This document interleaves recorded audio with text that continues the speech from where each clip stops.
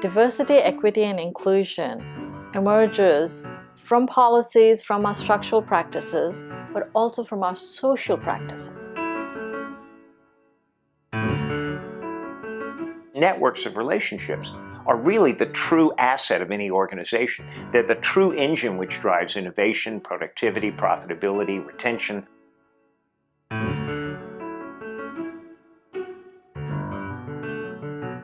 Organizations are a network of conversations and relationships. And that is where that sense of belonging in how I'm seen and how I'm received, how I'm heard comes out. It's very difficult to have the kinds of conversations we need at the individual level because for generations we've been taught in business that we're not supposed to talk about things like race or sexual identity.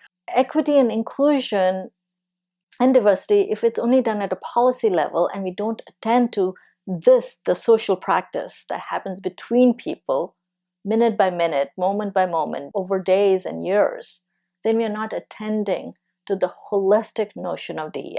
The relational workplace offers us a series of capacities, frames, and ideas about how to enter into conversations of connection.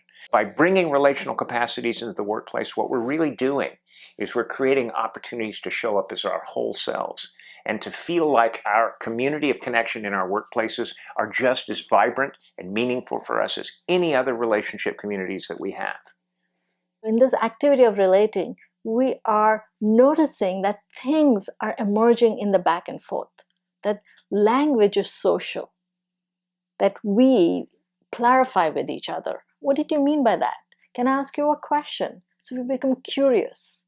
There's a certain degree of play in it because we can have the dictionary meaning of language, but we also know that the way language gets used can differ from culture to culture.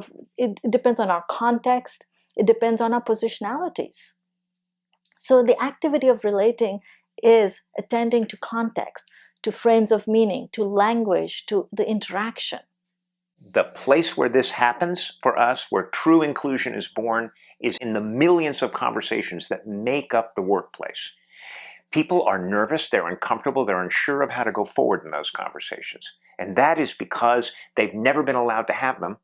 And for some of us who may be in positions of more privilege, we're uncertain as how to go forward in those conversations without creating more problems than we solve.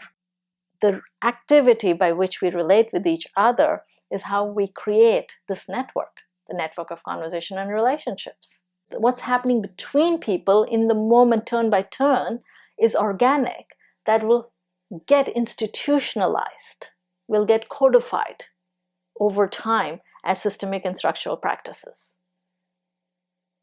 And those institutional norms further will shape our engagement, but our engagement will also shape the institutional norms, shifting our institutional, structural, and systemic codified practices. And seeing that as that recursive back and forth is what this book is about. Being able to hold that as a reference frame while we are in conversations is what we do in this book. These are invisible processes, but they're very felt and they're happening every minute, every time we're interacting. In the way we use language, in the way we understand each other, in the way we ask questions, in the way we lean in or lean out. When we sit back versus we step in. It's in the calling out, it's in the calling in. And in those moments, we are shaping that culture of belonging.